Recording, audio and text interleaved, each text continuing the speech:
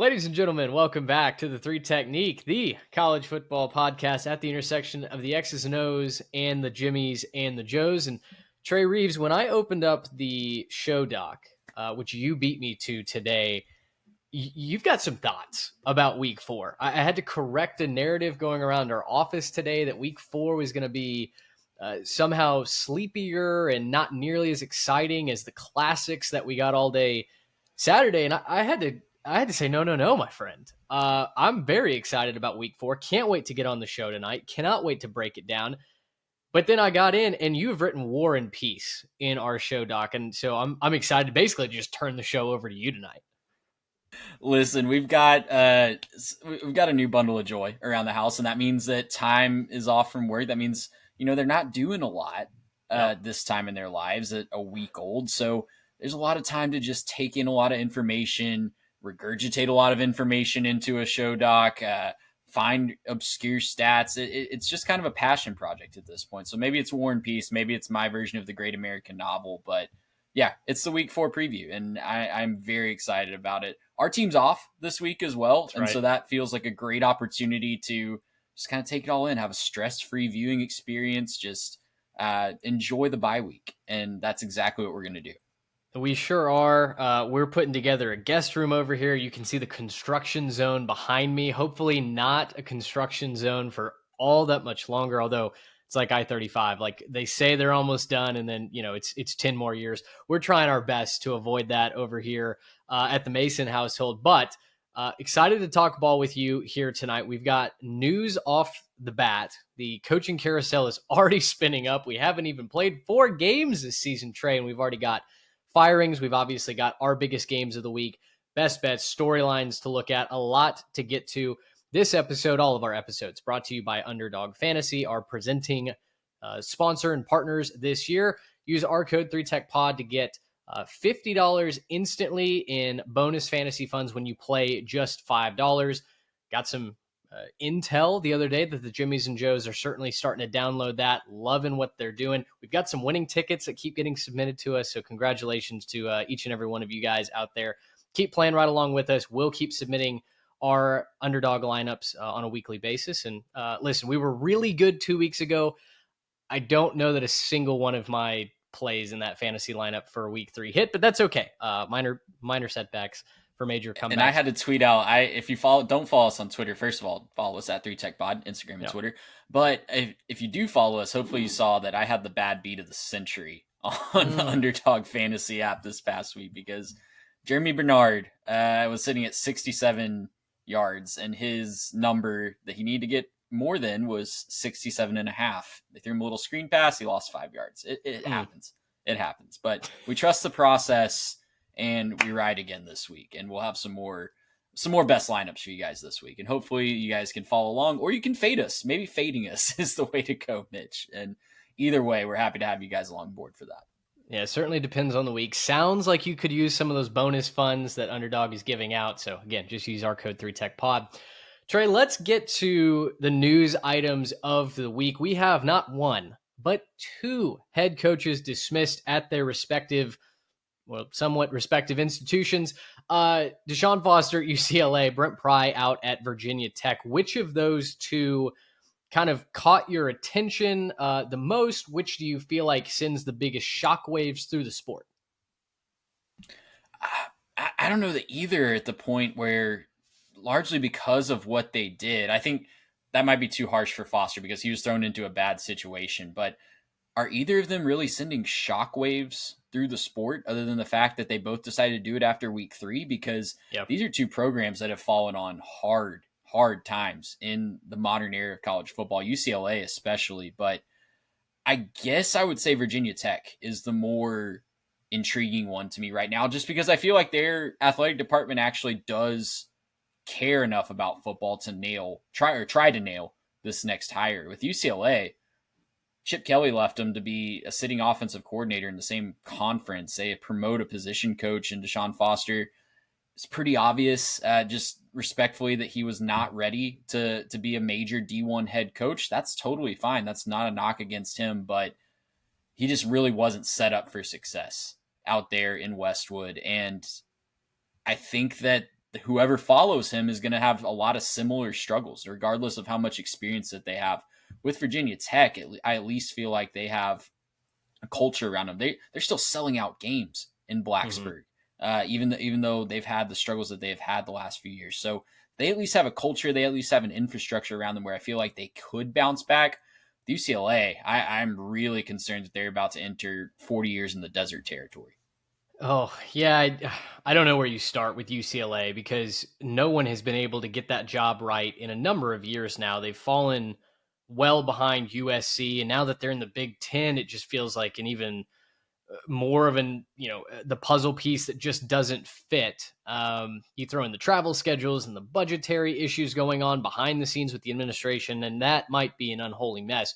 For Virginia Tech, I was listening to guys on College Sports Radio today, and they were talking about it's probably a top 25 job. And I think the ceiling is so much higher than that because when Blacksburg is rocking and we're playing the rock music and you've got the lunch pail out, like there's not many places better to be than Lane Stadium. I think Virginia Tech, when they're rolling, the fan base is bought in. That campus is 100% football, and they own a piece, a cornerstone of college football history, thanks to Frank Beamer. I would love to see whoever takes over that position next get them to a spot where they can reclaim some of that spotlight, where going to Lane Stadium is pretty much an automatic loss on the opponent's schedule. I want to see that because I think it's great for college football. I know that's a passionate fan base that deserves so much better. And listen, I feel very similar to a lot of these coordinators that have tried to become head coaches and it just hasn't worked. Brent Pry is a fantastic defensive coordinator, an outstanding play caller on the defensive side. But man, when it came to being the CEO and running a whole program, it just wasn't working. Couldn't get the buy-in, couldn't get the execution. I don't know what it was, but Virginia Tech needs a new voice at the top to hopefully lead them to greatness. The strangest piece of this all, Trey, the transfer portal is open for these players. They can go into the transfer portal. They can't go join a roster and suit up for another team. But because both programs have only played 3 games, essentially these players could enter the transfer portal, leave the school that they're at right now, and treat this like a redshirt year. That's absolutely right. And there's even a wrinkle that I've seen float around on Twitter. I don't know how accurate this is, but UCLA has not started their fall semester yet, Mitch. So I don't know what that means with leaving and unenrolling and transferring to a new school. Obviously, you'd have to enroll in the new school's semester, but like, do we expect the NCAA to win a lawsuit if that comes into play and UCLA hasn't started their semester? I don't know. I think that's getting into tinfoil hat territory. But Yeah. what this means for both of these programs is they need to find a way to hold on to as many players as possible because there's going to be phones lighting up, tampering or not, uh, anybody that's possibly eligible for a redshirt year to try to convince them to sit out the rest of this year, opt out, and then transfer to another school. It's going to be ugly really quickly, I'm afraid, for both of these programs. Yeah, someone made a joke that Nico should try and get back on campus in Knoxville with Tennessee. You've seen a couple players, I think, at Virginia Tech already enter the portal. So, I mean, they're done. They're not going to play anymore this year. You could have 2 teams that are both 0-3. UCLA looks like a team that's going to go 0-12 based off the way that they've been playing, the rest of their schedule in the Big Ten. But there is a real threat that both of these schools might be playing well below the scholarship player limit if it really gets bad. And I mean, for a lot of these kids, the frontline starters, if they can take a redshirt year, why not? Right? I mean, it's clearly a lost year unless you're just in love with UCLA or in love with Virginia Tech. A lot of these kids are probably going to be being told, hey, go ahead and use that freebie and let's just start fresh in 2026. Yeah, and if you're advising a kid, I don't know how you don't tell a kid to do that because Yeah. you're absolutely right. Unless they are just in love with the school, like a legacy, their father played there or something like that, and they're just playing for the love of the name on the front of their jersey. I don't know how, as a business decision, it doesn't make sense to sit out and just protect your health and protect yourself for that next round of the transfer portal. But it's unprecedented territory, and I wonder if I honestly wonder if the schools were considering this when they made this decision. There was no Mm. need to fire these guys week 3. Obviously, they were both going to be let go, but there was no need to fire them week 3. And if you just waited one more week and had everybody play 4 games, yes, you would have kind of screwed over the players, but you still would have had at least enough players to A maybe field a roster. team for this year. Yeah. Yeah, there's a thought that Florida, because of that, might not let Billy Napier go until at least much later in the season. And again, I mean, we're starting that rumor up again. There are all these sources that are emerging on Twitter that says the buyout money is in the barn. They're just waiting to fire Billy Napier after the next embarrassment in Gainesville. But that is another thing that you have to consider. And I wonder if it buys Billy enough time to, I don't know, maybe make a run, maybe find another miracle like he did last year.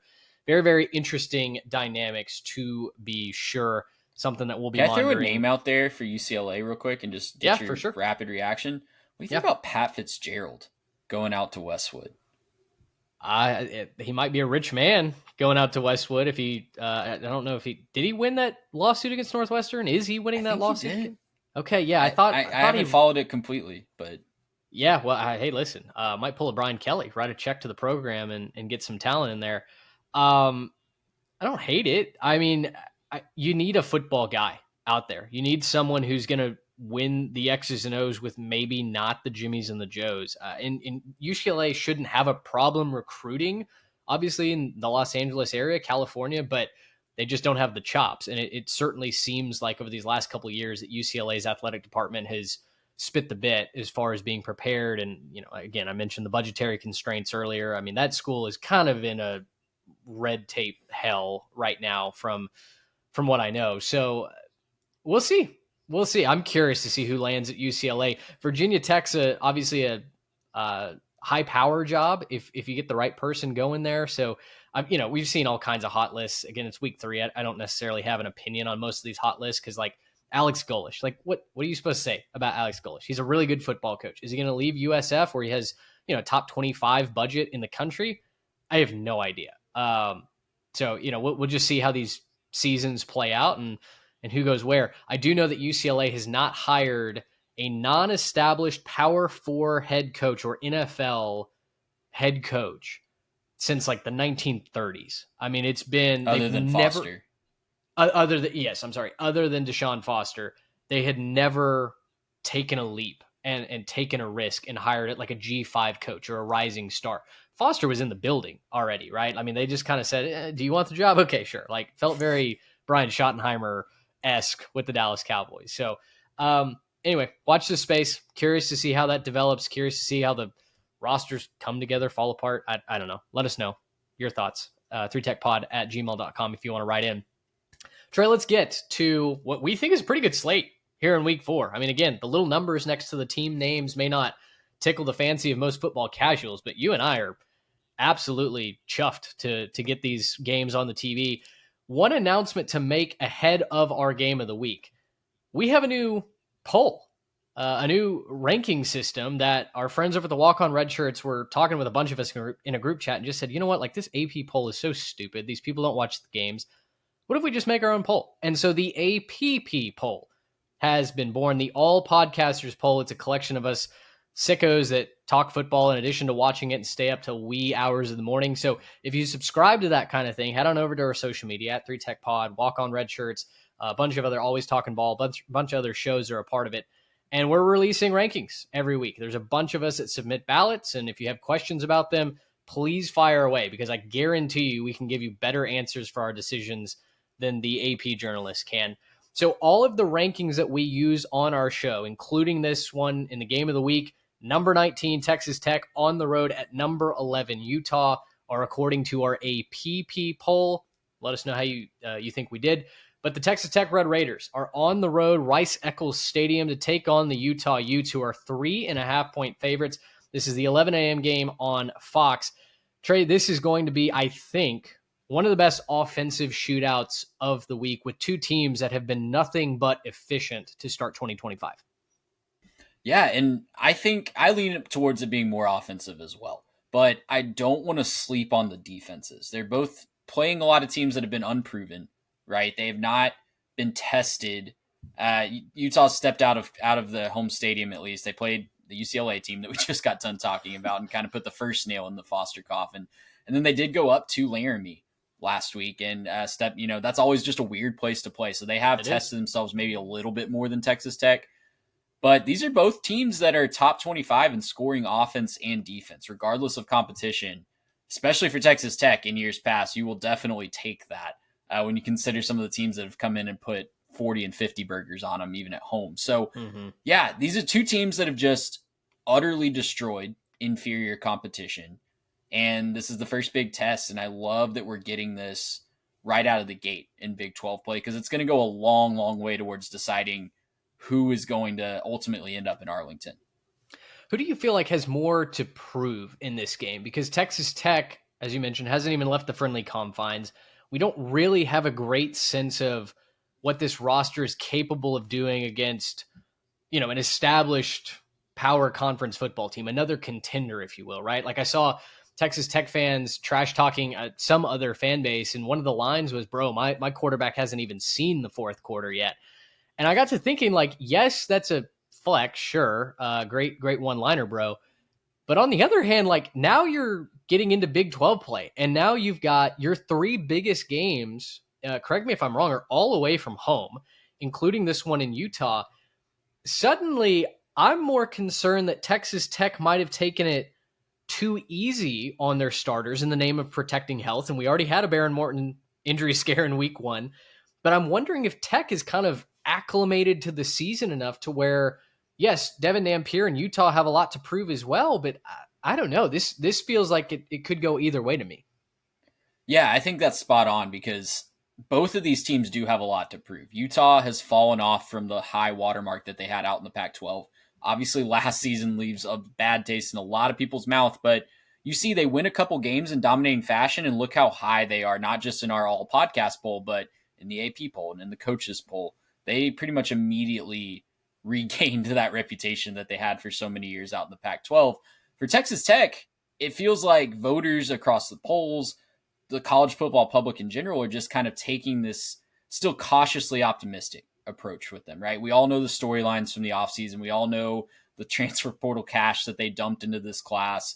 Cody Campbell is on our TVs like every commercial break reminding us that we need to save college sports. So we know the storylines with Texas Tech, but we're still just waiting for them to actually prove that all that investment, all that, money that they poured into this program is going to pay off. And they have to prove it on the road in probably the toughest place to play in their entire conference. When you factor in crowd, when you factor in pedigree of Utah at home and how tough it is historically to beat them there, and the altitude going up from Lubbock, Texas to Salt Lake City, that's a big difference in altitude. So I think Tech has a lot to prove in this one, and Utah does as well. Like, Devin Dampier has been a lot better taking care of the football. He has really done a good job of not playing with the reckless abandon that he had to play with at New Mexico. I was really concerned about that with him coming in, because he had to be everything for the Lobos last year. Doesn't have to do that at Utah, and he's really done a nice job of adjusting, not trying to play hero ball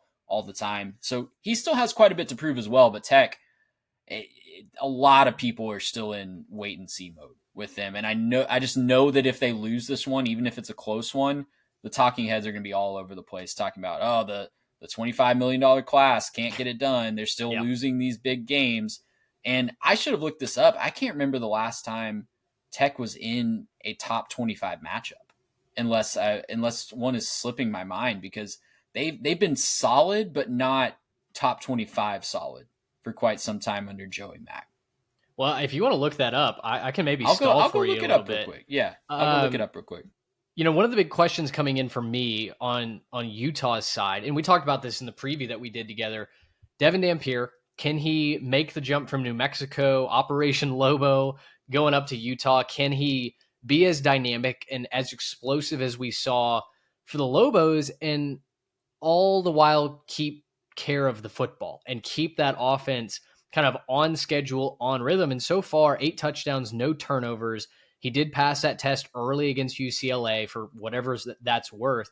On the other end, though, the Tech road struggles, Trey, are well documented, right? And if Joey Mack has had a bugaboo of his tenure at Texas Tech, It's his inability to win consistently on the road. Now, they picked off like Iowa State last year, for example. Very random, found a way to win that one in the slop, in the mire. But it's felt like when all conditions are kind of equal and the college football gods don't feel like sprinkling some Big 12 chaos in, he's 2-5 at ranked opponents. And the Red Raiders have a losing record in true road games under Joey McGuire. So to that point where, yes, Tech finding a way to win on the road, much like our team and Texas A&M, is a part of the narrative. I don't think I'm ready to, write off or say the season can't be different if Tech loses to Utah, but the data point where the defense steps up and has a backbone and can defend the pass and the run, that would be so critical to Texas Tech accruing not only kind of stature inside the Big 12, but also building a Big 12 resume and a resume with their record that would speak to an at-large bid if they don't go on to win the conference championship. Because I know the friends in Lubbock certainly feel like their roster is talented enough to be in the top 12 if they're not the final team in Arlington hoisting that trophy. So it looks like if my research is correct, the last top 25 matchup Tech was involved in was September 29th, 2018, when they were ranked 25th and they hosted number 12 West Virginia, lost 42-34 in Lubbock. So it's been a minute since this spotlight has been on the Texas Tech Red Raiders. You're absolutely right with what you just said, though. This is a big, big data point for not just the Big 12 conference race, but playoff at large spots. Can the conference, they need to minimize the losses outside of these big head-to-head matchups, right? They have 3 big road games, like you mentioned off the top. To make sure that they are in Arlington playing for a spot, they need to probably win 2 of the 3. So the season's definitely not over if they lose this one. But with all the crazy tiebreakers that could come in, the fact that you are going head-to-head on the road with teams that you're going to be up against for one of those spots in Arlington, to guarantee that you're in, you got to win 2 out of 3. So to not put yourself up against the wall for the rest of the year, got to take care of business in Salt Lake City. As for the pick, because we've stalled a lot and not taking a stance here, so I'll get us towards the picks. I think I'm leaning the home team in this one, and it pains me to say it, but I think I'm leaning Utah -3.5. I think this is going to be a fantastic game. It's going to be, the other factor that we haven't mentioned is it's 11 a.m. Central. This game's kicking off 10 a.m. local time in Salt Lake City. So that's going to be a really interesting storyline to follow. And look, we sell out for TV dollars. We get what we get, right? But yeah. I think I lean Utah at home. I think they have a little bit more proven commodity against just a little bit better competition at this point in the season. But I think this is probably, at this point, for my money, a preview of the Big 12 championship in Arlington. I think these two teams, if I had to put money on it right now, I think these two teams are meeting again in Arlington in December. Yeah, to my eye test, it feels like these are the 2 most complete teams. Again, we'll see what happens when they certainly take a step up in competition. I like Utah to win this game outright, but I'm going to take Texas Tech plus the 3.5. I do believe in both of these defenses. Obviously, Utah is known for that. Texas Tech spent a fortune to go out and get pass rush, to get guys to help in the secondary. But I think both of these teams at their core are going to be offensive-centric teams this season. So I'm going to lean into that. I'm going to say 41-38 kind of vibes, and I'm going to go ahead and say Utah wins this game. Closing note on Tech. I looked up their schedule just to make sure that we were indeed correct about the 3-game season. One of on the the road. 3 is Kansas. One of the 3 is Kansas State. So we got to. Which I was going to say, I would humbly submit the October 4th road game at Houston as a substitute for that Kansas State game. Sure. So, yeah, lot to prove for Texas Tech.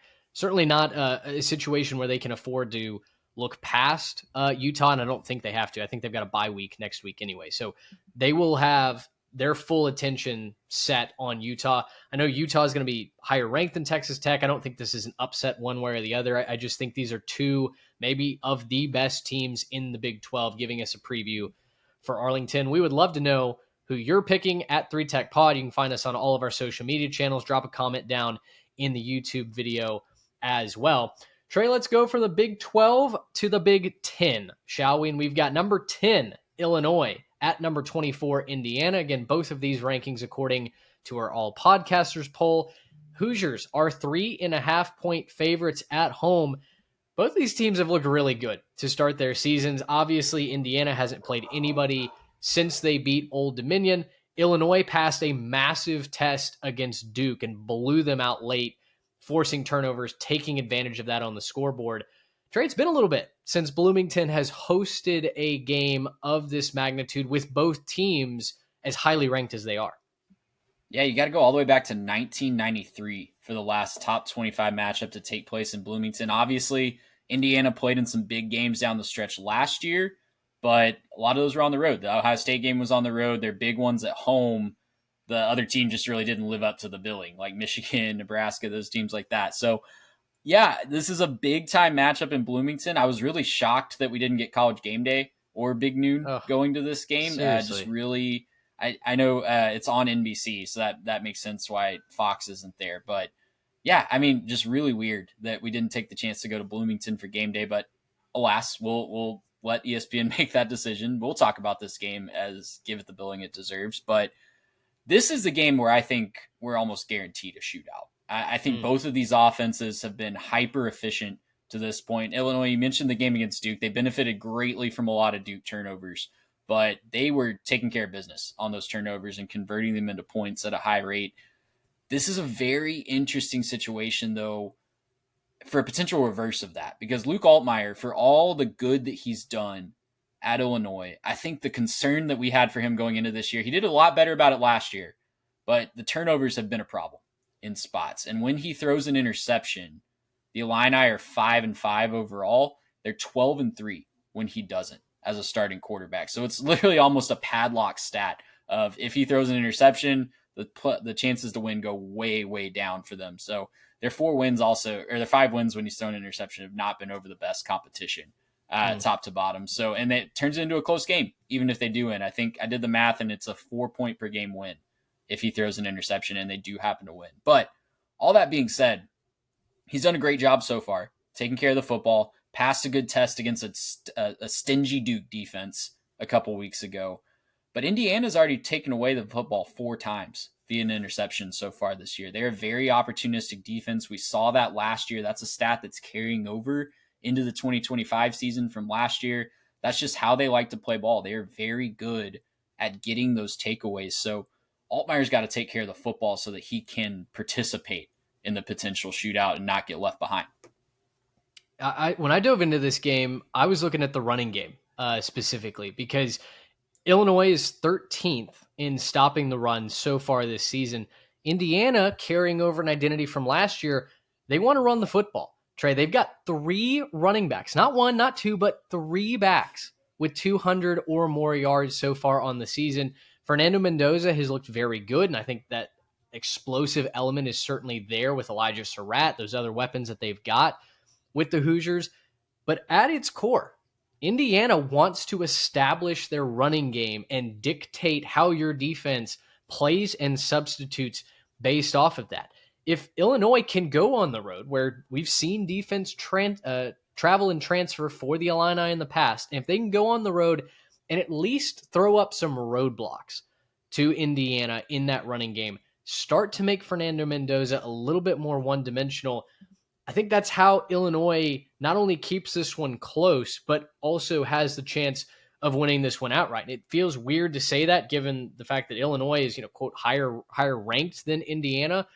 But the Hoosiers have been the most efficient team in college football, not just on offense, but on defense as well. When you look at success rates over a play-per-play basis, Indiana's in 75% or better for both offense and defense, which is 1 of 1 in college football so far this season. That's certainly a stout task to try and handle, especially when you go on the road. But all of that being said, I'm going to take the Illini plus the points. I have doubted Illinois so many times over the last couple of years, and I think every single time it's come back to bite me. So this time, at least if I ride with the Illini, I think a very complete roster, a very balanced attack on the ground and through the air. I think at least if I ride with the Illini this time and it hurts me, I can check that box off. But in reality, I do think this is going to be a very close game.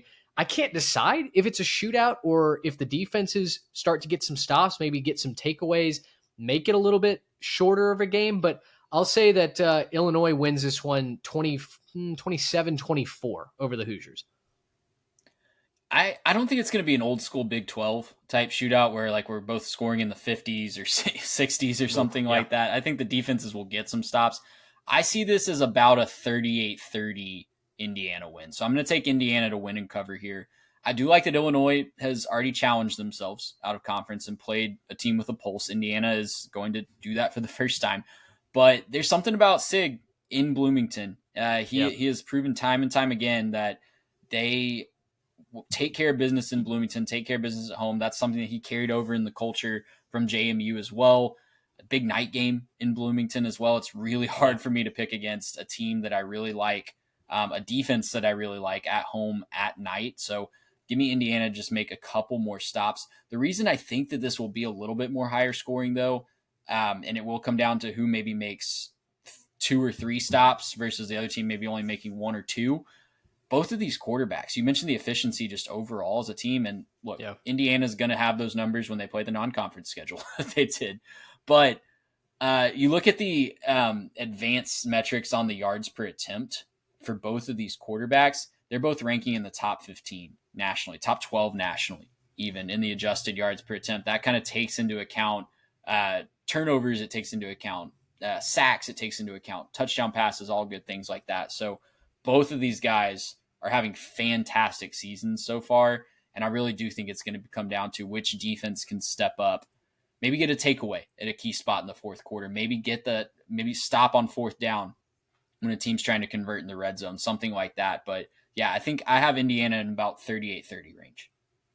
An elite Big Ten showdown under the lights in Bloomington. I'm going to be watching it with my Big Ten in-laws. What could be better than that? I'm excited for this game. We know you guys are as well. Trey, final game that we will do a deep dive into here tonight, our third featured game of the week. Number 23, Auburn on the road at number 7, Oklahoma. The Sooners are 6.5-point favorites. Again, for those watching this YouTube clip, those rankings are our all podcasters poll that we've created separately with a bunch of other shows. 2:30 p.m. on ABC. Set the stage for me here, Trey. Obviously, Jackson Arnold is coming back to town.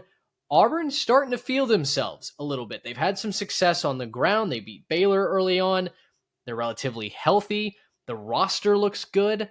But Oklahoma has passed every task with flying colors so far, and I know they're excited to open up SEC play as well. Yeah, the obvious storyline is the revenge narrative, right? With Jackson Arnold, that's the low hanging fruit here, and it's a big part of the story because you know everything that he went through last year, getting benched when stuff was obviously not his fault. The offensive line was terrible, the receivers were hurt, but getting benched in the spot that he did by the Oklahoma coaching staff, going and facing that same Oklahoma coaching staff that decided they would rather have a kid from Washington State than him, that's going to play a big part in this. You know that he is fired up and wants to beat Oklahoma, maybe even more than it might be sacrilegious for Auburn fans to hear this, but I think your quarterback wants to beat Oklahoma maybe even more than Alabama or Georgia this year. And when he looks up and down the schedule, I don't know how Auburn fans would feel about that, but I think that if you gave Jackson Arnold truth serum, he'd probably tell you that. So big part of the story, but I think what will actually define this story is the offensive lines, because we've seen, for as good as Oklahoma has looked at times, we've seen their offensive line really struggle in spots, and they played some good defensive lines. Michigan has some dudes up there. Temple, even, I was kind of impressed with some of the just bodies that they had. Now, Oklahoma did a great job of moving those bodies out of the way Yes, last weekend, but just on paper, it's a nice, they have some nice pieces on that Temple defensive line, some decently talented players, but Oklahoma as a whole, that's the biggest question mark left for them for me. Do they have enough consistently on the offensive line to frankly, keep John Mateer off his back so he's not getting hurt? And their whole offensive game plan is just thrown out the window, because we know what happens when you're trying to build the whole offense out of your quarterback and don't have a backup plan. Ask South Carolina how that works when that quarterback gets hurt. It doesn't look good, and it won't look good for Oklahoma if Mateer's not able. So the offensive line on Oklahoma, on the other side, can Auburn contain Oklahoma's defensive line? Because Auburn's offensive line has looked pretty good against some of the weaker competition that they faced. We saw Auburn just have their way with Baylor's defensive front on the road in Waco on opening night. But this is going to be a completely different animal, facing an Oklahoma defensive line that was disruptive, that made Bryce Underwood extremely uncomfortable for the vast majority of that game. Can Auburn get the running lanes? They're not going to get it as often as they did against Baylor, where they could just run Jackson Arnold up the middle and have great success doing that over and over. Can they get that consistently enough to then open up that passing game, let those receivers cook? Whoever's offensive line steps up to the task a little bit more, I think is going to be ultimately who wins this football game. Yeah, I think Oklahoma's defense has passed all the questions or concerns that I had early, right? In that game against Michigan where they were able to be physical, they were able to stop anything that Michigan did consistently on offense, other than one big run, right, to Justice Haynes. But I felt like Oklahoma got back to their meat and potatoes of just dominating the trenches, locking your skill position players down, and keeping any progress offensively to a minimum. They're going to have to do that exact same thing against Auburn, because the biggest question to me in this game is, which Jackson Arnold do we get? Do we get a Jackson Arnold that we've seen in high school and maybe some flashes in college, where he's great throwing the football down the field, throwing lasers into tight windows, throwing receivers open? Or do we get the Jackson Arnold that in the biggest moments for Oklahoma didn't know how to process the game at that speed, didn't understand what the defense was throwing at him, checked into mistakes, checked into turnovers, and it was just, a comedy of errors, and ultimately lost his job for it. Now, we've seen Arnold be very, very good with his legs so far this year. And you look at the Baylor game, they haven't really played anybody since. They played South Alabama last Saturday. Didn't really pull away from the Jags. They had some really nice moments, but other than that, I don't know that it was a performance that personally alleviated all the concerns and says, okay, Jackson Arnold has turned the chapter. We have reached, Arnold 2.0. And that's what I think he's going to have to hit against the Oklahoma Sooners for them to win this game. When I think about the blowout potential, which is something that I try and do for every single one of these games when we're picking against the spread, I think it clearly rests with Oklahoma.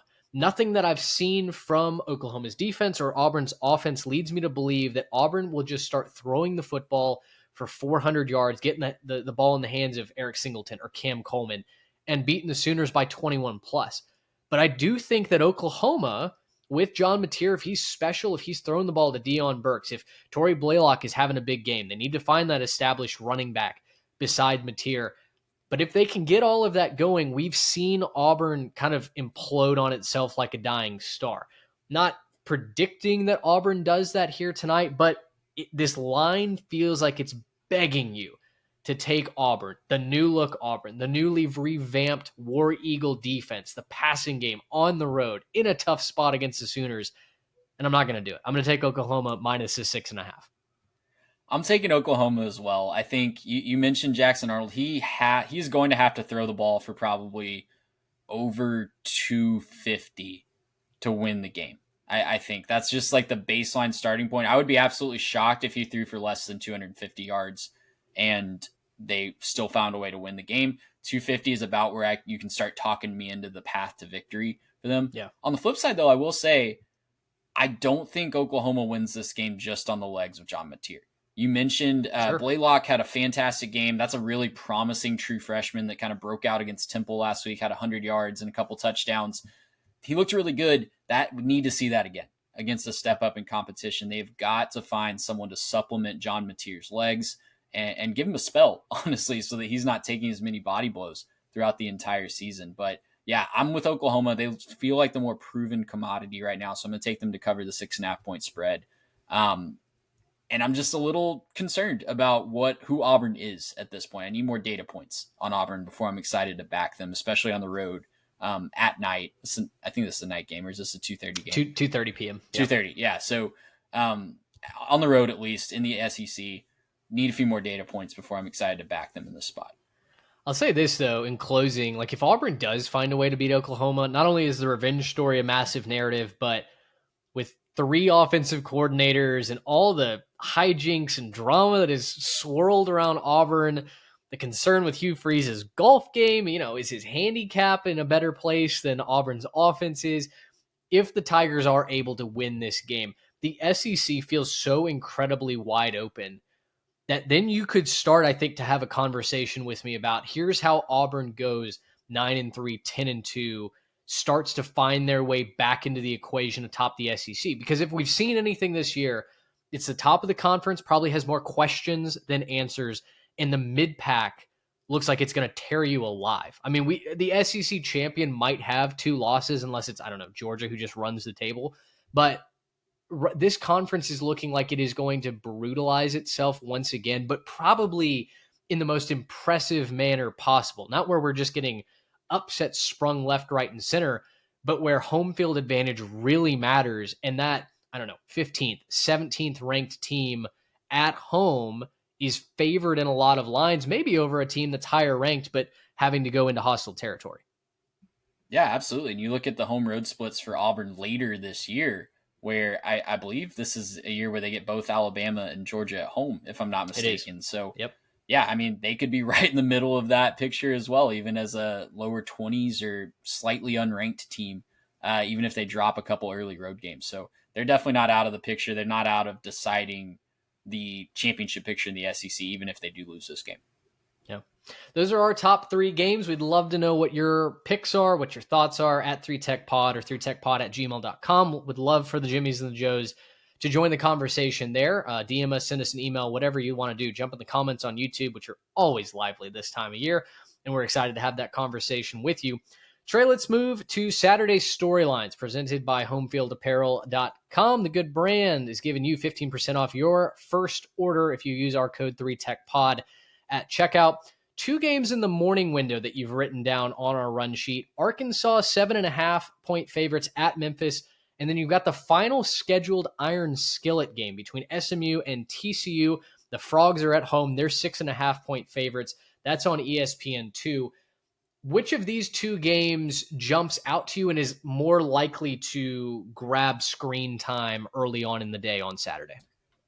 Oh, I think it's got to be the Skillet. I think I'll probably start Arkansas Memphis just as a scoreboard watch, and if it's close or if Memphis is winning, that'll definitely get a lot of screen time. But the Skillet is just a locked in place in my quad box every single year, and especially with this being the last one, big emotional game, and two teams that I think it's going to be a really entertaining game. This was like a 66-42 final last year for SMU. Yep. Dykes was ejected at some point in this game last year. It was insane, the last one over on the Dallas County side of this one. But yeah, I think I am going to take the points here with SMU. I think they're 6.5-point dogs. I'm going to take the points just because this is a crazy shootout potential situation where I just don't know that either team is necessarily going to separate. Similar to what you were talking about with Oklahoma and Auburn, if one team did find a way to separate themselves and blow out, I think it would be TCU, just because I'm a little more confident in what they showed defensively against North Carolina. Haven't necessarily seen that from SMU yet this year. I know North Carolina is not a great barometer probably, but I think TCU has a little bit more consistency on the back end. So if anyone's going to probably find a way to win by multiple scores, it's probably TCU. But I do think that SMU finds a way to cover this one in a shootout. Trey wraps that up as the doorbell goes off, the dogs go off. Maybe your son's crying too. I mean, just everything going on there. I agree. I'm with you on, I think TCU wins this game, but I'm going to take the points as well. Listen, I learned my freaking lesson last week when not only did I lock up Pitt on this show, I'm in a pick'em league where I triple played Pitt minus a 6.5. We had a discussion about it in the comments. I was just sure that there was literally nothing from an X's and O's standpoint that you could point at West Virginia and go, yep, that's where I'm hanging this on and taking West Virginia. Now, maybe I'm just a football moron because our friends over at Always Talking Ball, Tyler and Lance, they both locked up West Virginia plus the 7.5 in their upset special. I believe they're 3 for 3 on their upset picks outright on their show. So go check them out. Evidently, they're just handing out free candy left and right on a weekly basis. We're going to take the points here. I'm excited to see. I think how SMU lasts over 4 quarters on the road against a competent opponent. We saw them really run out of gas against Baylor. That defense just suddenly was out of answers, and Baylor was able to throw not just short passes, but deep balls as well. Sawyer Robertson started to dissect that SMU secondary late in that comeback win. I think Josh Hoover has the ability to do that as well. I'm not fully bought in on the TCU defense, but boy, if Andy Avalos has those guys playing, the speed of SMU wasn't as big of an advantage against Baylor as I thought it was going to be. So I think I lean the Frogs at home to get this final iron skillet game, but give me the points. I'm not touching a major spread when it comes to anybody covering in a rivalry game. I'll say this about Arkansas and Memphis though. Arkansas did not look good defensively at all against Ole Miss. They gave up a bazillion yards to the second string quarterback, Trinidad Chambliss, who got one of my helmet stickers this week. First career start from Ferris State, taking over for Austin Simmons, and he just diced up that Arkansas secondary 7 ways to Sunday. The one thing that I think Arkansas can hang their hat on against Memphis is that the run defense hasn't been atrocious. Just through 3 weeks, the numbers aren't going to wow you, but they haven't allowed the running game to be a difference maker against them quite yet. Memphis actually wants to run the ball quite a bit. Sutton Smith has 247 yards for the Tigers this year. I think Memphis wants to be able to establish that run and throw off of it with Brendan Lewis. So if Arkansas can stop that run, even though they're going on the road, and this turns into a shootout, I'm actually going to say that I trust the Hogs to get maybe one extra stop that not only helps them win this game, but maybe cover it as well. I feel like the line is kind of baiting you into taking Memphis. Oh, Arkansas gave up 1 billion points. There's no way that Memphis doesn't hang around in this game. I think it's going to be a close game for the majority of the contest, but I've just got this feeling that maybe Arkansas pulls away late. Maybe they win it by 10 on the road in Tennessee. And you're muted. You're a braver man. You're a braver man than I. Sorry, I still had to mute for the. I don't know the last time someone rang my doorbell, by the way, but of course it happens right in the middle of our recording. But anyways, I digress. You're a braver man than me for betting Arkansas on the road. This is setting alarm bells off for me in a different direction because Arkansas is 2-9 in one-score games, just straight up since 2023, and 7-18 overall under Sam Pittman. So. More power to you. You're brave to back Sam Pittman in a projected close game. I'm all in on Memphis in this one, plus 7.5. I think that was an emotional loss to Ole Miss for Arkansas last week. I'm wondering just where I don't know that they're ever going to quit on Sam Pittman because I do think that team loves them some Sam Pittman. He's a teddy bear. I just wonder where the want to is going to come from in this one on the road. There's going to be a lot of Arkansas fans there, to be sure. It's not that far of a drive for them, but just wondering where the want to is going to come from. And I think Memphis is going to have a lot of want to try to make their claim in this jam-packed at the top of the American for that potential playoff spot. Afternoon slate is very interesting as well. You've got 2 games highlighted here. You've got Michigan, 2.5-point favorites on the road at Nebraska, as well as Tulane on the road at Ole Miss. Michigan gets 2.5 against the Huskers, while Ole Miss is catching a big total, minus 11.5 over a Tulane Green Wave team that has looked very complete thus far. Which of those 2 lines do you feel more confident in playing on Saturday? I think confidence-wise, recent history tells me I should hammer Ole Miss minus 11.5 because they've played 3 times in the last 5 years, and both of those times I've tried to talk myself into thinking, this could be a good game. Like Tulane could give them a run for their money. And even when they played in New Orleans a couple of years ago, it's still a 17-point win for Ole Miss. So relatively comfortable. I think even if it's old Trinidad getting the start again, we don't know. And we probably won't know, thanks to Lane Kiffin, until right before the start, who's going to start at quarterback. But I think regardless, it feels like Ole Miss is going to be able to put up points with either quarterback. So a little worried about Tulane's defense keep up. You've seen the cracks in that towards the end of games. South Alabama put up 30 on them. And Tulane fans, if you're listening, I voted you in our all podcast top 25 this week. I was one of just a couple people that put you in. So I love what you got going, but I just think Ole Miss is going to have a little too much firepower. In the other game, I think Nebraska wins this one outright. I think Bryce Underwood Wow. showed All a right. lot last week, and I'm putting it all out on the table for Matt Rule, and this has burned me a lot in the past, putting it all in on Nebraska. But I think this week is a big cornerstone moment for Matt Rule and that program. I think they've got Michigan coming to town. Bryce Underwood looked fantastic last week at home against the Cupcake. They really opened up the playbook, like you mentioned in our notes, but this is another big spot for him on the road against a defense that might be even better than Oklahoma's, Mitch. I really love this Nebraska defense. I think they're going to do a great job of confusing him. It's a raucous crowd at Nebraska that's just dying for a massive home win. I think they get it done, and I think Dylan Raiola can figure out a way to find a way to actually put up some yards against the top 50 defense. So I've got Nebraska winning this one outright, but confidence-wise, I'm probably more confident in the Ole Miss pick. But we've been on the opposite ends of, I think, almost every single one of these, save for the Utah Texas Tech pick. I'm going to lean into the Tulane Ole Miss line for a couple of reasons. One, I think it should be a bigger line. If conventionally, I would have put this at, like, I don't know, 15 to 16 and a half, somewhere in that line. Ole Miss winning by 3 scores because of all the things that you outlined. And yet it opened lower than that. And Ole Miss is at home. It feels like an SEC team should be able to take care of Tulane by more than 2 scores, especially one that's towards the top 15 in the country. But Ole Miss's defense is really bad.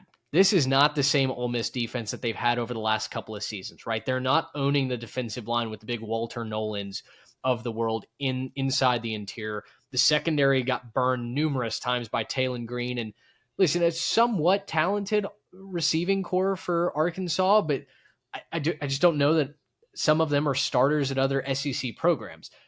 And so if you're telling me that Arkansas is able to create hang 40 plus, I believe, on Ole Miss, I'm wondering if Tulane can at least stay in the vicinity, to quote SVP on a winner's segment. Just keep it interesting.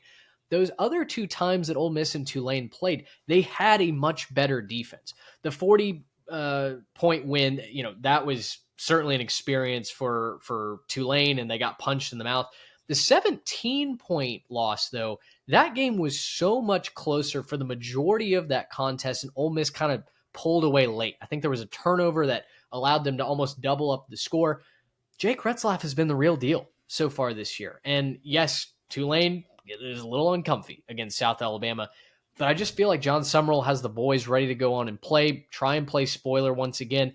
I think Ole Miss wins this one, but I'm going to take Tulane plus the points. Michigan, Nebraska is interesting, man, because again, I feel like this line stinks to me. I feel like Nebraska should probably be favored at home. And yet, after what we saw last week from Michigan with Biff Poggi storming the sidelines, and suddenly that offensive playbook getting more accelerated, more wide open. Bryce Underwood being trusted to stretch the field, and those wide receivers able to go and make plays. I wonder if that's too much for Nebraska, or at least I wonder if that's enough to make this a 1 or 2 point kind of game. I'm going to take Michigan minus. No, I'm going to take Nebraska plus the points. I'm going to take Michigan to win if I can decide for my own notes. I just feel like Bryce Underwood and this Michigan offense is maybe evolving more than what we saw Michigan do at any point last year. And I'm kind of attracted to that. So I'm going to lean into it and say the Wolverines can stick around here. I think Nebraska has the better defense slightly at this point. I don't know who has the better quarterback though. And if I was sure it was Nebraska, I would be even more all in on Nebraska. But I'm going to lean towards who I think is the better defense at home to take Nebraska. I will say Dylan Raiola could have a stinker and just throw this completely out the window. So I looked up his game logs for his career so far. He has only topped 200 yards and won the game once in his young career. And I think it was against Wisconsin last year. So not exactly against a top 50 defense. I should add that caveat. So if you consider Michigan a top 50 passing defense, which I do, He has not topped 200 yards and actually won the game against one of those, but one time in his young career. So he's got to find a way to put up some numbers, keep that defense on their heels, and actually support his own defense. But like I said, I just feel like this is a cornerstone moment for the Matt Rule era, and they finally get a big win at home to kind of launch off the rest of the season.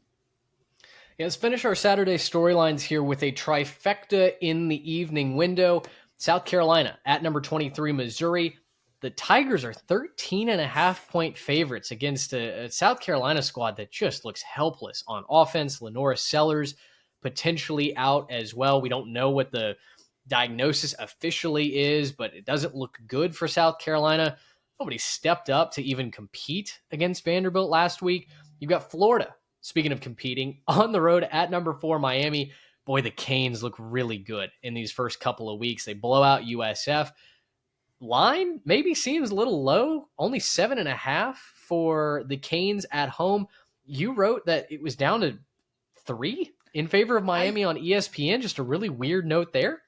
Might have been a glitch, honestly, because so when I looked it up this morning when I was making the doc, it was -3 on ESPN. That's when I think texted you and was like, "What am I missing Yeah. on this?"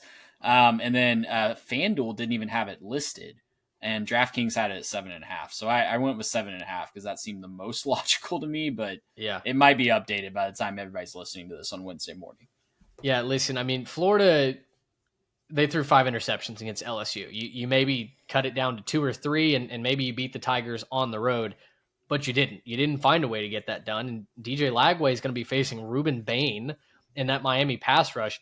It doesn't get any easier this week. I think I'm going to take Miami probably to win big, other than Billy coming up with some voodoo on the road like he did at times last year. Yeah, and their big wins last year, remember, were at home too. But the thing that gives me a little bit of cause for pause is, do we get a last stand situation? Is Right. this the week where, they're at their lowest point? We thought USF was rock bottom. Then you go throw 5 interceptions in Baton Rouge, and then you find a lower rock bottom. Do you find a way to stop digging and rally together and win for the coach like you did last year? So that's Yeah. the only thing that gives me a little bit of cause for pause. But if you force me to put money on that game, I'm putting all the money on Miami -7.5. Third game in our trifecta is Arizona State at Baylor. The Bears, 2.5-point favorites at home. Preseason, I predicted that Baylor was going to win this. I don't necessarily know that I feel much better or worse, given that both teams have already suffered a loss in the early season slate. Which way do you lean on this one? I think I lean Arizona State +2.5. Obviously, they didn't get it done in Starkville. I like that they had that experience going on the road at night in Starkville, though, and I like that they found a way to get back into that game in Starkville, right? Like Sam Levitt has not looked good this year. It No. looks like we kind of were just assuming that he would take another big step forward this year as a college football consciousness. That hasn't happened. But what they have found is that run game. They found it in the second half in Starkville. They used it against Texas State. They were very vanilla against Texas State when I went back and rewatched that one. Their defense did a good job of shutting down that Bobcat offense, and they just kind of ran the ball as they needed to get out of there with a win, stay healthy. Really concerned that they might just be able to run up and down the field in Waco, with Baylor's rush defense just looking abysmal. I haven't seen enough from the Bears, either on TV watching them play Auburn or in person against SMU, to see that they have that figured out. So I'm going to take Arizona State to find a way to just kind of take the air out of the ball, maybe a little bit, keep it out of Sawyer Robinson's hands. Because if this turns into a shootout, I don't know that Sam Levitt has shown me that he can win a shootout this year. But I think they can take the air out of the ball a little bit, run the ball, find a way to win in Waco. Yeah, that's what I'm concerned about, because Baylor's recipe for success is to throw for 450 yards like they did against SMU. Arizona State's recipe is just run the ball, and that's what Baylor does not seem to have an answer for. They found it sort of against SMU late, but TJ Harden got his. And so I think, unfortunately, I'm probably going to side with you if they can dictate the tempo early and set the tone. That's how Arizona State wins. If they get in a hole early against the Bears and Baylor strikes for a couple of big plays over the top, I don't know that Arizona State so far has shown that they can come back in that manner this season. You think about the Mississippi State game, like Blake Shapen was dropping it in the bucket against Arizona State. While he didn't throw for, I think he threw for like 260 yards, he had some big ones that obviously cost the Sun Devils late. This is going to be the best passing attack that they face, certainly the biggest test for that secondary. It makes me nervous, but I think I'm going to go with the running game and defense along with you. So I'll take the Sun Devils plus the 2.5. To the up-tempo offense we go, and you've Jumping got a back bunch of... real quick, can Oh, I yeah, jump back to Mizzou and South Carolina real quick? sure Because can. 13 and a half point favorite for Mizzou. I don't know where I lean on the spread, but South Carolina feels broken in more ways than just I Lenore think Sellers' so. health, don't they? Even before Lenore Sellers got hurt in that one, they weren't exactly dominating against Vanderbilt. And this is another situation where there's a running quarterback. It's not a complete triple option attack like Vanderbilt was, but it's a running quarterback that's put up some great numbers on the ground and an awesome running attack with the stable of backs that Mizzou has. So I kind of think this could be a splattering, to borrow a word from Josh Pate, up in Como this weekend. Yeah, I don't particularly think this is close. These two programs hate each other. The head coaches certainly have gone back and forth on the field, so it's going to be nasty. Maybe the rivalry element keeps South Carolina in it, but again, I don't know that I look on the field and go, this is how South Carolina produces points. Missouri's going to get theirs. We know that. Missouri with Ahmad Hardy on the ground putting up just video game numbers between the tackles, and then Bo Prabula throwing it over the top. Like, Missouri looks like a juggernaut to me, and Missouri's defense isn't that far behind as far as best unit on the field. So I agree. I think this is Missouri running away. I just don't know what I have to lean on in South Carolina. Their 2 wins this season, Trey, honestly have come because they won on special teams. Bakari Mm-hmm. Swain returning kicks for touchdowns has been the most explosive part of this Gamecocks offense. And listen, Bakari could get 1 or 2 special teams touchdowns, and I don't know that it matters in this game. So I'm gonna take the Tigers as well. Yeah, just punt it out of bounds. You're going to beat South Carolina right now. You might. All right, take us to the up-tempo offense. You've got a bunch of teams that you're excited to see more of, and there's a couple of them that headline this list up in the Northeast. Yeah, I just kind of, for the up tempo, just wanted to do some quick hits on show me a little bit more. You've had a nice start to the season, but I want to see a little bit more before we really start to feature you a little bit more. Rutgers is putting up some points, man. We'll start on Friday night. They host Iowa. They're 2.5-point dogs at home on Friday. They're averaging 46.3 points per game with Ethan Kalik-Manis running, slinging the rock up there still. Excited to see what they can do against a really good Iowa defense. You know that defense is going to travel, but if they start to put up some points, it could get ugly for the Hawkeyes in a hurry. I'm nervous about that one. That is a game that my in-laws are stepping off the plane. We're going to dinner, and then we're probably coming back to Casa de Mason to watch that one over coffee and desserts. And I don't know if I was going to be able to keep up with the Greek rifle and the troops in Piscataway. Interesting game. It's certainly a clash of ideologies. If Iowa can get pressure on the quarterback and find a way to slow down Rutgers, kind of the way that Ohio did, you turn this into a rock fight, then yeah, I'll take Kirk Ferentz and the boys. But boy, this one makes me nervous to say the least. Yeah. Elsewhere over in that part of the country, Maryland, Malik Washington has been fantastic. Sure. We haven't really gotten a chance to talk a lot about him, but they're 8.5-point dogs at Wisconsin this week. And that is screaming like I should do some more research into this matchup before I hand it out as a lock, because on the surface, it feels really strange that we would want to give Wisconsin, the team that we saw in Tuscaloosa last week, 8.5 points. Yeah, I talked about Jacksonville State and Georgia Southern as my weird line of the week last week, where it just didn't make any sense. Why on earth is Georgia Southern favored by a couple of points? To give Wisconsin 8.5 over anybody right now feels like you're just burning money, lighting it on fire. So I'm with you. I probably won't touch this one with a 10-foot pole.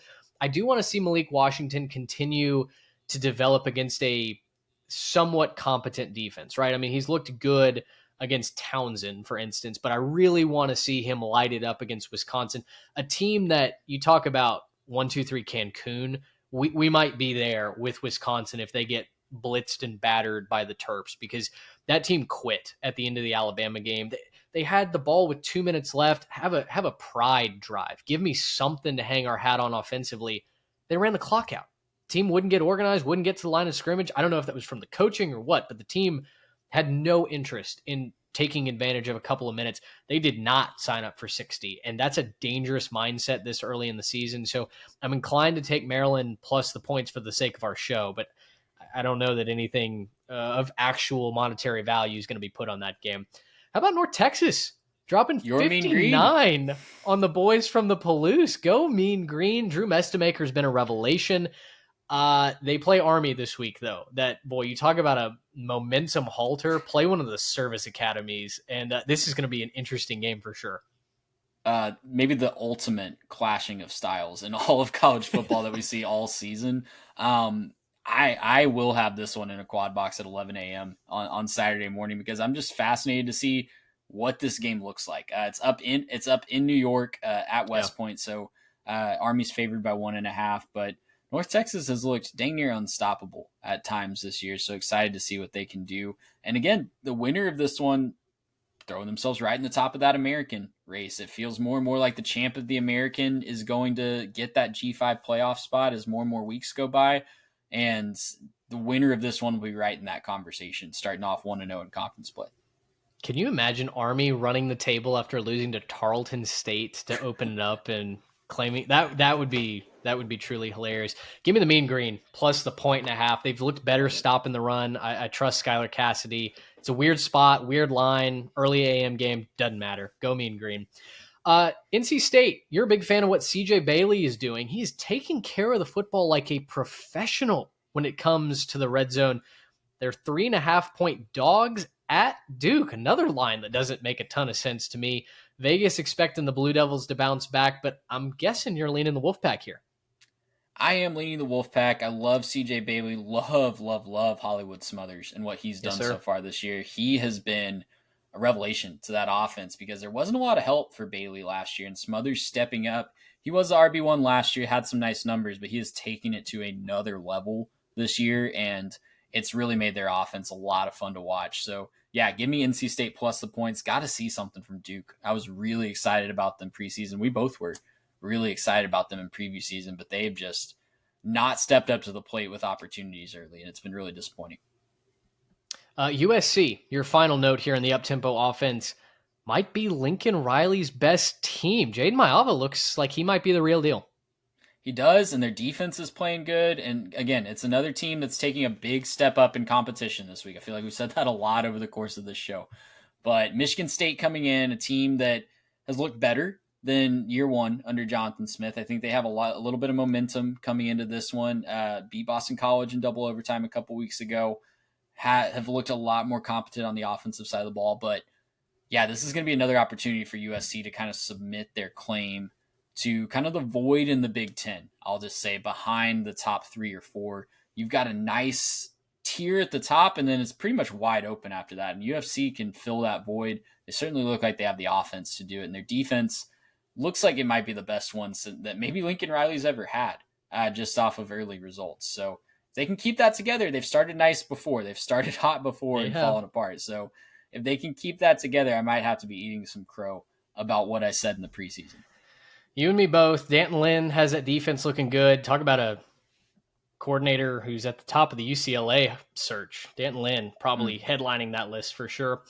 Trey, I'll give you my one last thing before we close the show. We have the Turnpike Classic this week in Stillwater, Boone Pickens Stadium. Oklahoma State, 13.5-point favorites over the Tulsa Golden Hurricane. I'm going to tell you right now, let's take those points. Let's go Tulsa. Golden Hurricane gives Oklahoma State a scare. They might even win this game outright. There's just nothing that I trust on Oklahoma State's side. I kind of like what Trey Lamb is doing at Tulsa. I know they haven't seen some early results quite yet, but if you had to ask me which program is headed in the right direction, I would say Tulsa right now. I like it. I really like that one a lot. Give me, for my one more big thing, the Battle of the Blue Ridge. We've got Liberty. We've got James Madison. Both of these teams maybe a little bit underwhelming to start the year. Liberty especially has really struggled, but they're going back home, playing a big-time rival that dates back to their FCS days. They just re-upped this series through like 2040. I think it's currently the furthest out scheduled non-conference game in all of college football. In 2040, my son that was just born this week will be a freshman in high school that year, I think, or maybe a freshman in college. I can't remember. But yeah, should be a really entertaining one. And for James Madison, a big opportunity not only to bury a rival, but get back on track after having one slip through your fingers a couple weeks ago against Louisville. If your son is a freshman in college in 15 years, then you're going to have to share your parenting secrets with me because it's boy, high school. Right after that kid overachieved. Yeah. Well, listen, perfect, man. It's happened before. We can maybe encourage that. It has. Certainly would not be shocked. He's going to come from good stock. There's no doubt about that. Trey, let's wrap it right there. Excited for this week 4. We'd love to know your highs, your lows, whatever you're looking forward to, or maybe if there's a weird line of the week that you've got, please share it with us at 3Tech Pod. Excited to get into this. I will be having to multitask a little bit, so I believe you and Garrett are going to pilot us home on the live show, hopefully on Saturday night. And I think this year with as much wide open the nature seems to have, I'm so excited. Just on a weekly basis, you never know what's going to happen. It does not feel like the establishment at the top of the rankings has this locked up in the bag. I just don't feel like there are that many teams that are head and shoulders above everybody else. It feels like a national champion could truly come from anywhere. And, listen, in week 4, that's all you can ask for as a college football fan. Absolutely. It feels like parity is going to be the story of this entire college football year. I'm still on track saying that I don't think we get an undefeated team this year. So even in places where we're not looking off the bat, just keep an eye on those box scores this week. Keep that ESPN app or your app of your choice open because you might need to be flipping a channel pretty quickly for a big upset that you weren't expecting. It's a good week for your team to have a bye week. Just get to sit back, relax, watch some chaos reign. For Trey Reeves, I'm Mitch Mason. Thanks so much for hanging out with us. Until Saturday night, so long, everybody.